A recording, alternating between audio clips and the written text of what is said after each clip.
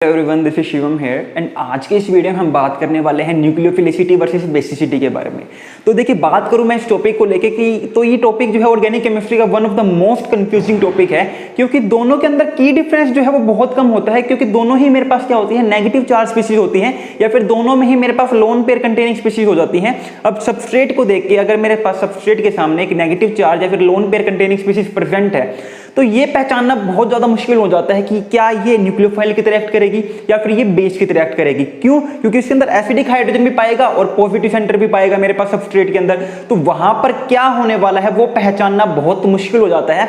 And अगर मैं बात करूं इस टॉपिक को लेकर कि मैं कहता हूं ये टॉपिक ही नहीं है, ये अपने आप में पूरा चैप्टर है। क्यों? क्योंकि पूरा का पूरा रिएक्शन मैकेनिज्म ही इस चीज को क्लेरिफाई करने में लग जाता है कि मेरे पास जो चीज है, मेरे पास जो रिएजेंट गिवन है, वो बेस की तरह एक्ट करेगा या फिर न्यूक्लियोफाइल की तरह एक्ट करेगा। अगर वो न्यूक्लियोफाइल की तरह एक्ट कर रहा है तो हमें पूरी की पूरी सब्स्टिट्यूशन पढ़नी पड़ेगी, जिसमें हमारे पास SN1, SN2, SNI मैकेनिज्म है। और अगर ये एज अ बेस एक्ट करेगा तो पूरा एलिमिनेशन पढ़ने पड़ जाता है हमें, जिसमें E1 एंड E2 आता है। यानी कि ये टॉपिक नहीं है, पूरा चैप्टर है, पूरा रिएक्शन मैकेनिज्म जो है इसी चीज के अराउंड घूमता रहता है। तो इस चीज को पढ़ना और एक ही बारी में खत्म करना पॉसिबल ही नहीं है, लेकिन धीरे धीरे इनका आइडिया लेना कि क्या चीज हो सकती है, क्या चीज नहीं हो सकती है, कब कोई चीज जो है किस टाइम पर जो है as a nucleophile generally act करता है और एज ए बेस कब एक्ट करता है, वो चीज पहचाननी जरूर मुश्किल आसान है। तो आज की वीडियो में हम जो है बहुत जनरलाइज तरीके से बहुत की डिफरेंस जो है इनके बीच में जो है नोट करेंगे कि किस तरीके से पहचान सकते हैं कि मेरे पास एक गिवन स्पीशीज जो है उसके ऊपर चार्ज है, डजंट मैटर, या फिर न्यूट्रल स्पीशीज है, वो एज अ बेस एक्ट करेगी या फिर एज अ न्यूक्लियोफाइल एक्ट करेगी। तो चलिए स्टार्ट करते हैं। सबसे पहली चीज आपको पता होना चाहिए, दोनों के अंदर जो सेम बात है वो क्या है कि दोनों ही या तो न्यूट्रल हो सकती हैं, दोनों ही क्या हो सकती है, या तो न्यूट्रल हो सकती है या फिर ये नेगेटिव चार्ज कंटेनिंग स्पीशीज होती हैं, या फिर ये negative charge species containing species होती है। जो मेरे पास न्यूक्लियोफाइल होता है वो क्या करता है, न्यूक्लियोफाइल जो है वो पॉजिटिव सेंटर के ऊपर अटैक करना चाहता है। ठीक है, न्यूक्लियोफाइल क्या करता है, पॉजिटिव सेंटर के ऊपर अटैक करता है, जबकि मेरे पास बेस क्या करता है, किसी भी सबस्ट्रेट से H पॉजिटिव एब्स्ट्रैक्ट करता है, किसी भी सबस्ट्रेट से क्या करता है, H पॉजिटिव एब्स्ट्रैक्ट करता है। ये कौन से हमारे पास तीन कंसेप्ट है एसिड बेस में, तीन कंसेप्ट में से हमारे पास H पॉजिटिव एब्स्ट्रैक्ट करने वाला कौन सा कंसेप्ट है हमारे पास, Bronsted acid base concept, right. Bronsted acid base concept के अकॉर्डिंग मेरे पास बेस क्या होते हैं जो कि H पॉजिटिव को एब्स्ट्रैक्ट करते हैं। तो यहां पर मेरे पास न्यूक्लियोफाइल और बेस के बारे में आपको ये बातें पता होनी चाहिए। अब दूसरी बात क्या है, जितना ज्यादा स्ट्रॉन्ग लोन पेयर होगा ना, जितना ज्यादा स्ट्रॉन्ग लोन पेयर होगा या फिर जितना ज्यादा इंटेंस नेगेटिव चार्ज होगा, या फिर जितना ज्यादा इंटेंस नेगेटिव चार्ज होगा, उतनी ही ज्यादा टेंडेंसी होगी कि वो एज अ न्यूक्लियोफाइल या फिर एज अ बेस एक्ट कर सके। सिंपल सी बात है। न्यूक्लियोफाइल क्या होते हैं, वो स्पीशीज जिनके ऊपर लोन पेयर हो या फिर नेगेटिव चार्ज हो। अब लोन पेयर या नेगेटिव चार्ज जितना ज्यादा इंटेंस होगा उतनी ही जल्दी वो जो सबस्ट्रेट के ऊपर अटैक कर देगा, राइट। और उसी तरीके से बेस है अगर, वो भी क्या होते हैं, पॉजिटिव नेगेटिव चार्ज स्पीशीज या फिर लोन पेयर कंटेनिंग स्पीशीज। तो जितना ज्यादा इंटेंस नेगेटिव चार्ज होगा बेस के ऊपर, वो भी उतनी ही आसानी से मेरे क्या कर देगा, H पॉजिटिव को एब्स्ट्रैक्ट कर लेगा। तो एक बात जान लो, डजंट मैटर चाहे वो न्यूक्लियोफाइल है या फिर बेस है, जितना ज्यादा लोन पेयर यानी कि इलेक्ट्रॉन डेंसिटी, जितना ज्यादा नेगेटिव चार्ज इंटेंस होगा, ठीक है, उतना ही स्ट्रॉन्ग वो एज अ बेस और उतना ही स्ट्रॉन्ग वो एज अ न्यूक्लियोफाइल एक्ट करेगा, राइट। कोई दिक्कत यहां पर, कोई दिक्कत नहीं है, ठीक है। तो अब बात करते हैं स्टेबिलिटी ऑफ नेगेटिव चार्ज को लेके, क्योंकि हमने टॉपिक ही छेड़ दिया कि जितना ज्यादा नेगेटिव चार्ज इंटेंस होगा उतना ही ज्यादा वो एज अ बेस और एज अ न्यूक्लियोफाइल एक्ट करेगा, राइट। तो अब बात करते हैं हम नेगेटिव चार्ज की स्टेबिलिटी को लेके, नेगेटिव चार्ज की स्टेबिलिटी को लेके। तो देखिए, नेगेटिव चार्ज की स्टेबिलिटी की अगर मैं बात करूं तो जब हम दो केस देखते हैं, एक तो अलोंग द ग्रुप देखेंगे और एक अलोंग द पीरियड देखेंगे। अलोंग द पीरियड ले लेते हैं सबसे पहले। होगा क्या, जैसे ही मैं जो है अलोंग द पीरियड मूव करता हूं, यानी कि मेटल से नॉन मेटल की तरफ चलता हूं, इलेक्ट्रोनेगेटिविटी इंक्रीज होती है। और जैसे जैसे इलेक्ट्रोनेगेटिविटी इंक्रीज होगी, जो इलेक्ट्रॉन को लेने की टेंडेंसी है, जो उनकी भूख है, वो भी इंक्रीज होगी। और अगर इलेक्ट्रॉन को लेने की टेंडेंसी इंक्रीज हो रही है या फिर नेगेटिव चार्ज बियर करने की टेंडेंसी इंक्रीज हो रही है, तो इसका क्या मतलब है कि वो उस नेगेटिव चार्ज को स्टेबलाइज कर पाएंगे। और अगर मेरा नेगेटिव चार्ज स्टेबलाइज हो रहा होगा किसी भी रीजन से, तो क्या वो एज अ बेस और एज अ न्यूक्लियोफाइल एक्ट करना चाहेगा? आंसर है नहीं। क्यों? क्योंकि जितना ज्यादा हमारे पास स्टेबलाइज हो जाएगा नेगेटिव चार्ज, उतनी ही उसकी कम टेंडेंसी हो जाएगी अटैक करने की। क्यों? क्योंकि वो ठीक है, वो नेगेटिव चार्ज जो है स्टेबलाइज है, वो ऑलरेडी स्टेबल है, तो उसकी टेंडेंसी कम है। अगर किसी ऐसी स्पीशीज के ऊपर नेगेटिव चार्ज है जो स्टेबल नहीं है, तो वो क्या करेगा, वो जल्दी से किसी पॉजिटिव सेंटर को या फिर H पॉजिटिव को अब्स्ट्रैक्ट करने की कोशिश करेगा ताकि वो नेगेटिव चार्ज को खत्म कर सके। लेकिन नेगेटिव चार्ज स्टेबलाइज हो रहा होगा तो उसको कोई लोड है ही नहीं, वो कहेगा कि ठीक है मैं तो स्टेबलाइज हूं, और अगर मैं स्टेबलाइज हूं तो मैं अटैक करना ज्यादा फेवर नहीं करता हूं। ठीक है, तो अलोंग द पीरियड चलते हैं हम। तो अलोंग द पीरियड क्या होता है, मेरे पास इलेक्ट्रोनेगेटिविटी जो है वो इंक्रीज होती है। अलोंग द पीरियड क्या होगा, मेरे पास इलेक्ट्रोनेगेटिविटी इंक्रीज होगी। एग्जांपल मेरे पास क्या है, CH3 नेगेटिव है एक, ठीक है, एक मेरे पास जो है NH2 नेगेटिव है, एक मेरे पास OH नेगेटिव है, और एक मेरे पास है F नेगेटिव। अगर इनके अंदर मुझे स्टेबिलिटी ऑर्डर बताना पड़ जाए तो मुझे पता है फ्लोरीन जो है सबसे ज्यादा इलेक्ट्रोनेगेटिव एलिमेंट होता है, और ये नेगेटिव चार्ज को सबसे ज्यादा स्टेबलाइज कर देगा। ये नेगेटिव चार्ज को सबसे ज्यादा स्टेबलाइज कर देगा। ये मेरे पास क्या है, ये मेरे पास है स्टेबिलिटी का ऑर्डर, राइट, कोई दिक्कत नहीं है। और मैंने कहा था नेगेटिव चार्ज अगर स्टेबलाइज हो रहा है तो वो बिल्कुल भी अटैक करना प्रेफर नहीं करेगा कंपेयर टू अदर। ठीक है, क्यों? स्टेबल हो रहा है तो वो एग्जिस्ट कर सकता है ना, इस फॉर्म में रह सकता है कुछ टाइम तक, तो ये आराम से अटैक करेगा। लेकिन कार्बन के ऊपर नेगेटिव चार्ज जो है वो बिल्कुल भी स्टेबल नहीं है, ऑर्डर के थ्रू भी हमने देख लिया। तो ये क्या चाहेगा, ये जल्दी से जल्दी जो है अटैक करना चाहेगा, बेशक एज न्यूक्लियोफाइल और बेशक एज अ बेस। तो अगर मुझे बताना पड़ जाए न्यूक्लियोफिलिसिटी या फिर बेसिसिटी का ऑर्डर, न्यूक्लियोफिलिसिटी या फिर बेसिसिटी का ऑर्डर, तो यहां पर मेरे पास क्या आ जाएगा, CH3 नेगेटिव का सबसे ज्यादा, क्योंकि यहां पर नेगेटिव चार्ज जो है सबसे कम स्टेबलाइज है। उसके बाद NH2 नेगेटिव, उसके बाद OH नेगेटिव, और यहां पर मेरे पास एंडिंग में क्या आ जाएगा, F नेगेटिव देखने को मिल जाएगा। तो हम कह सकते हैं जब हम पीरियड के अलोंग मूव करते हैं तो मेरे पास जो बेसिसिटी है, जो मेरे पास बेसिसिटी है वो इक्वल होती है या पैरेलल होती है न्यूक्लियोफिलिसिटी की। ठीक है, वो पैरेलल होती है मेरे पास न्यूक्लियोफिलिसिटी के, यानी कि जो बेसिसिटी का ऑर्डर होगा वही न्यूक्लियोफिलिसिटी का ऑर्डर हो जाएगा, क्योंकि दोनों के अंदर ही हमें नेगेटिव चार्ज जो है वो इंटेंस चाहिए होता है। और अगर नेगेटिव चार्ज स्टेबलाइज हो जाएगा तो वहां पर मेरे पास अटैक जल्दी से फेवर नहीं होगा। डजंट मैटर चाहे वो बेस की तरह एक्ट करके अटैक करे या फिर न्यूक्लियोफाइल की तरह एक्ट करके अटैक करे। ठीक है, अब चलो एक क्वेश्चन देख लेते हैं अपन, एक क्वेश्चन देख लेते हैं। हमें बताना है basicity and nucleophilicity order in the following elements. ठीक है, इन द फॉलोइंग मॉलिक्यूल कह लीजिए, कुछ भी कह लीजिए। एक मेरे पास क्या है, SiH3 है, एक मेरे पास PH2 नेगेटिव है, एक SiH3 नेगेटिव है। ठीक है, एक मेरे पास है SH नेगेटिव और एक मेरे पास है Cl नेगेटिव। तो हमें बताना है इसके अंदर बेसिसिटी एंड न्यूक्लियोफिलिसिटी ऑर्डर क्या होने वाला है। तो अब देखिए, ये आपको देखने में पता चल रहा होगा, यहां पर मेरे पास क्या चल रहा है, अलोंग द ग्रुप बात कर रहे हैं हम, और कौन सा ग्रुप है, सॉरी अलोंग द पीरियड हम बात कर रहे हैं, और कौन सा पीरियड है हमारे पास, ये थर्ड पीरियड है। ये कौन से पीरियड के एलिमेंट है, थर्ड पीरियड के एलिमेंट है। और अलोंग द जब पीरियड मूव करते हैं तो मेरे पास इलेक्ट्रोनेगेटिविटी इंक्रीज होगी, इलेक्ट्रोनेगेटिविटी इंक्रीज होगी तो नेगेटिव चार्ज यहां पर सबसे ज्यादा स्टेबलाइज, फिर कम स्टेबलाइज यहां पर, फिर और कम स्टेबलाइज, और सबसे ज्यादा अनस्टेबल कहां पर होगा मेरे पास, यहां पर। तो सबसे ज्यादा अनस्टेबल अगर मेरे पास ये स्पीशीज है, अगर ये नेगेटिव चार्ज है, तो जल्दी से जल्दी अपने नेगेटिव चार्ज को खत्म करने के लिए क्या करेगा, रिएक्ट करेगा। डजंट मैटर चाहे एज अ बेस या फिर एज अ न्यूक्लियोफाइल। तो मेरे पास न्यूक्लियोफिलिसिटी एंड बेसिसिटी दोनों का ऑर्डर क्या हो जाएगा, ये देखने को मुझे मिल जाएगा।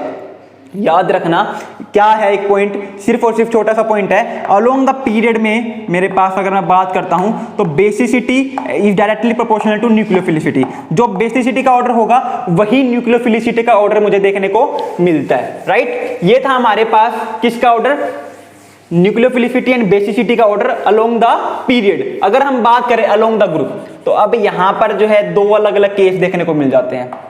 अलोंग द ग्रुप पर अगर हम बात करते हैं तो यहां पर मेरे पास दो अलग अलग केस बन जाते हैं। एक तो क्या, मेरे पास सॉल्वेंट क्या है, पोलर प्रोटिक, एक मेरे पास सॉल्वेंट क्या है, पोलर प्रोटिक, और दूसरा मेरे पास सॉल्वेंट क्या है, पोलर एप्रोटिक। ठीक है, एक मेरे पास क्या है, पोलर एप्रोटिक। दोनों में आपको फर्क पता होना चाहिए। पोलर का मतलब है वहां पर इलेक्ट्रोनेगेटिविटी डिफरेंस प्रेजेंट है। ठीक है, पोलर का मतलब तो हम क्या समझते हैं कि बॉन्ड में पोलैरिटी प्रेजेंट है, यानी कि इलेक्ट्रोनेगेटिविटी डिफरेंस प्रेजेंट है। प्रोटिक से क्या मतलब है, प्रोटिक से मतलब है कि ये वो पोलर सॉल्वेंट है जो कि H पॉजिटिव दे सकते हैं। ठीक है, और पोलर ए प्रोटिक से क्या मतलब है कि ये वो पोलर सॉल्वेंट है जो कि H पॉजिटिव नहीं देते हैं। ठीक है, दोनों में ये की डिफरेंस है। दूसरी बात, पोलर प्रोटिक सॉल्वेंट जो है कैटायन और एनायन दोनों को ही सोलवेट करते हैं, कैटायन हो चाहे एनायन हो दोनों को ही क्या करते हैं, सोलवेट करते हैं। जबकि पोलर एप्रोटिक सॉल्वेंट जो है वो सिर्फ और सिर्फ जो है कैटायन को सोलवेट करते हैं, राइट। ये बात आपको पता होनी चाहिए किसको सोलवेट करते हैं, किसको सोलवेट नहीं करते हैं। तो देखिए अगर मैं बात करता हूं पोलर प्रोटिक सॉल्वेंट की, अगर मैं बात करूं पोलर प्रोटिक सॉल्वेंट की, ठीक है, और हम बात करेंगे अब अलोंग द ग्रुप, राइट। अब हम बात करेंगे अलोंग द ग्रुप। तो अलोंग द ग्रुप में हम एग्जांपल क्या ले लेते हैं, एग्जांपल ले लेते हैं हम कि कार्बन नेगेटिव है मेरे पास, एक नाइट्रोजन नेगेटिव है, एक मेरे पास जो है ऑक्सीजन नेगेटिव है और एक मेरे पास फ्लोरीन नेगेटिव है। चाहे तो हाइड्रोजन लगा लीजिए, कुछ फर्क नहीं पड़ता, इतना तो आपको समझना पड़ेगा। यहां पर मेरे पास ये है। अब मेरे पास अगर पोलर प्रोटिक सॉल्वेंट है, अगर मेरे पास पोलर प्रोटिक सॉल्वेंट है तो यहां पर मेरे पास ऑर्डर क्या हो जाएगा, यहां पर मेरे पास बेसिसिटी का ऑर्डर क्या हो जाएगा, ये वाला, सॉरी अलोंग द, तो ऑब्वियस ही बात है बेसिसिटी का ऑर्डर तो along the group, along the period तो यही रहना है। हमें बात करनी है अलोंग द ग्रुप की। तो ग्रुप में मेरे पास क्या है, ग्रुप में मेरे पास है fluorine negative, chlorine negative, bromine negative and iodine negative, ठीक है। पोलर प्रोटिक हो चाहे पोलर एप्रोटिक हो, न्यूक्लियोफिलिसिटी एंड बेसिसिटी का ऑर्डर सेम रहेगा जो मैंने बताया, ठीक है। चलो ये पॉइंट कवर हो गया इसमें। अगर मेरे पास अलोंग द ग्रुप बात कर रहे हैं हम और पोलर प्रोटिक सॉल्वेंट है तो मेरे पास बेसिसिटी का ऑर्डर क्या रहता है, ये वाला, ठीक है। बेसिसिटी का ऑर्डर क्या रहेगा, ये वाला रहेगा। जबकि न्यूक्लियोफिलिसिटी का ऑर्डर क्या रहता है मेरे पास, न्यूक्लियोफिलिसिटी का ऑर्डर रहेगा मेरे पास अपोजिट एकदम, ठीक है। ये मेरे पास क्या होता है, न्यूक्लियोफिलिसिटी का ऑर्डर। अब बात करते हैं ऐसा क्यों। पहली बात तो क्या बेसिसिटी का ऑर्डर ये क्यों है, दूसरी बात क्यों क्या कि न्यूक्लियोफिलिसिटी और बेसिसिटी का ऑर्डर अब की बार अपोजिट क्यों है। तो देखिए होता क्या है, मैंने आपको बताया कि फ्लोरीन जो है वो क्या करेगा, फ्लोरीन जो है हमारे पास सबसे ज्यादा अनस्टेबल होता है, फ्लोरीन जो है इसमें सबसे ज्यादा अनस्टेबल है, ठीक है। क्यों, क्योंकि जैसे जैसे हम डाउन द ग्रुप चलते जाते हैं ना, जैसे जैसे हम डाउन द ग्रुप चलते जाते हैं हमारा नेगेटिव चार्ज जो है वो स्टेबलाइज ज्यादा होता है। डाउन द ग्रुप क्या होता है मेरे पास, डाउन द ग्रुप जो है, down the group negative charge जो है वो ज्यादा स्टेबलाइज होता है। क्यों, क्योंकि जैसे जैसे साइज बढ़ेगा, जैसे जैसे साइज बढ़ेगा नेगेटिव चार्ज को ज्यादा स्पेस मिल जाएगा, ज्यादा साइज मिल जाएगा उसको डिस्पर्स होने के लिए, और जितना ज्यादा डिस्पर्स होगा नेगेटिव चार्ज उतना ज्यादा स्टेबलाइज हो जाता है। तो मेरे पास स्टेबिलिटी ऑर्डर क्या होगा डाउन द ग्रुप, सबसे ज्यादा स्टेबल मेरे पास आई नेगेटिव होगा, फिर मेरे पास ब्रोमीन नेगेटिव, फिर मेरे पास, ठीक है, फिर मेरे पास क्या हो जाएगा क्लोरीन नेगेटिव, और सबसे कम स्टेबल मेरे पास क्या हो जाएगा फ्लोरीन नेगेटिव, ठीक है। और सबसे जो कम स्टेबल होगा हमने क्या देखा था, वही सबसे ज्यादा रिएक्टिव होता है, जो सबसे कम स्टेबल वही सबसे ज्यादा रिएक्टिव।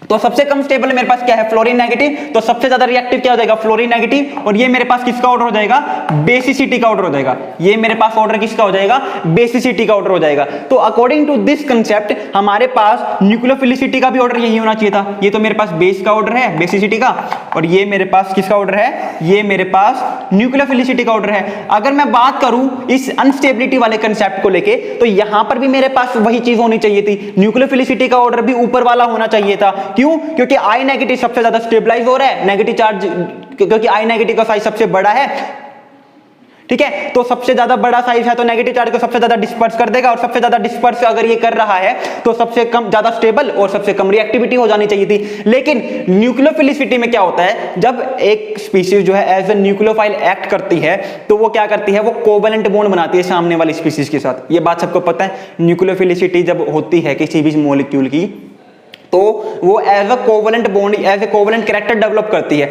और फेजान रूल हमें क्या कहता है, जो मेरे पास फेजान रूल क्या कहता है, फेजान रूल कहता है कि जितना छोटा साइज होगा कैटायन का, जितना छोटा साइज होगा कैटायन का एंड जितना लार्ज साइज होगा एनायन का, जितना लार्ज साइज होगा एनायन का उतना ही ज्यादा कोवेलेंट कैरेक्टर डेवलप होगा। तो अब मुझे एक बात बताओ, यहां पर सबसे बड़ा साइज किसका है, यहां पर सबसे बड़ा साइज किसका है, आई नेगेटिव का, और सबसे छोटा किसका है, एफ नेगेटिव का। और फेजान रूल कहता है कि जितना बड़ा साइज एनायन का उतना ज्यादा कोवेलेंट कैरेक्टर डेवलप होगा।